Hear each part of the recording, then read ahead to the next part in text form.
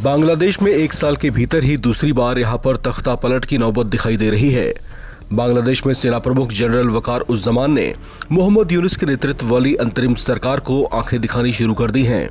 कहा जा रहा है कि वादों और इरादों के साथ मोहम्मद यूनुस की सरकार ने बांग्लादेश की कमान अपने हाथों में ले ली थी, उस पर वे खरे नहीं उतर पाए हैं। इसका नतीजा ये हुआ कि मोहम्मद यूनुस न सिर्फ अपने विरोधियों बल्कि कभी अपने ही सलाहकार रहे छात्रों की पार्टी नेशनल सिटीजन पार्टी के निशाने पर आ गए हैं।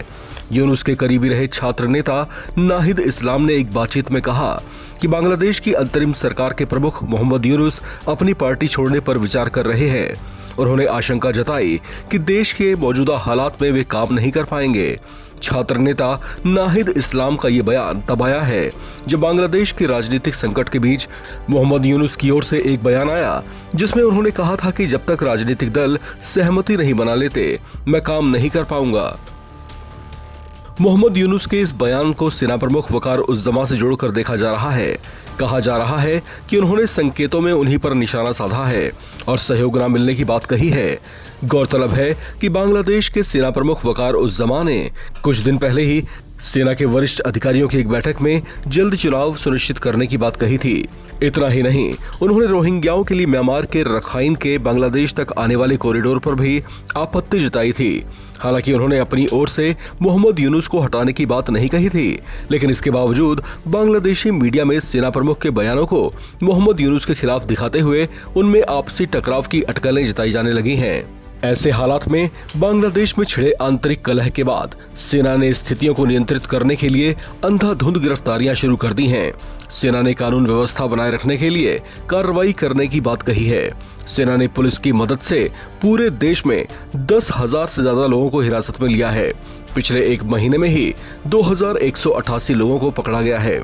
सेना पूरे देश में सड़कों पर गश्ती कर रही है और दूसरी सुरक्षा एजेंसियों के साथ मिलकर काम कर रही है।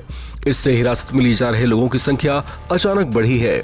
सेना के जवान APC यानी बख्तरबंद गाड़ियों और जीपों में सड़कों पर घूम घूम कर निगरानी कर रहे हैं।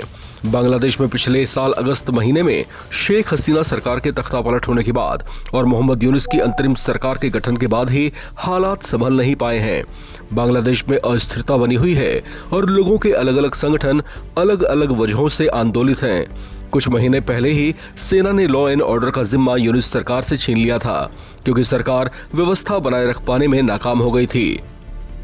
उस समय सेना ने ऐसा करने के पीछे जो ठोस वजह बताई थी वो ये थी कि बांग्लादेश की जनता इस समय मोहम्मद यूनुस के शासन की अराजकता से परेशान है। लिहाजा पिछली शेख हसीना सरकार के तख्ता पलट होने के बाद सत्ता संभालने वाले मोहम्मद यूनुस ने बांग्लादेश वासियों को जो हसीन सपने दिखाए थे उसे पूरा करने में वे नाकाम साबित हुए।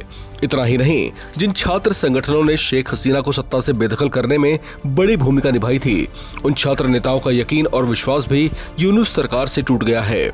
ऐसे में खबरें ये हैं कि वे किसी नए राजनीतिक दल के गठन की तैयारी में लगे हुए हैं। लिहाजा बांग्लादेश की मौजूदा सैन्य और छात्र संगठनों की गतिविधियां ये संकेत देने लगी है कि मोहम्मद यूनुस भी सत्ता में अपना एक साल पूरा नहीं कर पाएंगे और यहाँ होने वाले आम चुनाव से पहले ही इनका पैकअप हो सकता है।